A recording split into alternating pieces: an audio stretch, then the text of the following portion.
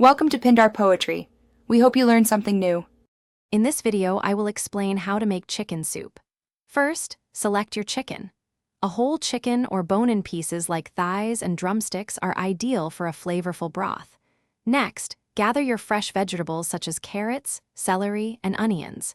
These foundational ingredients are crucial for developing a deep, comforting flavor in your homemade soup.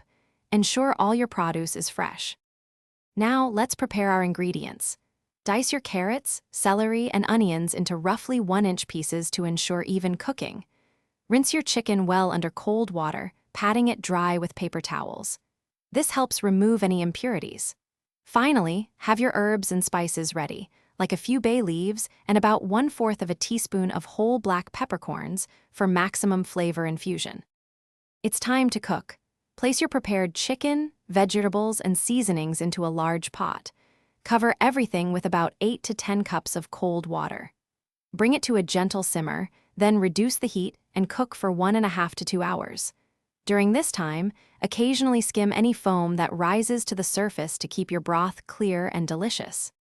Once the chicken is cooked, carefully remove it from the pot. Let it cool slightly, then shred the meat from the bones and discard the bones. Strain your broth to remove the cooked vegetables and return the shredded chicken to the clear broth. Reheat gently, adjust seasonings to your preference, and serve hot.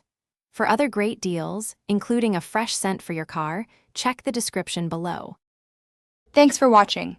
Consider subscribing if we helped you.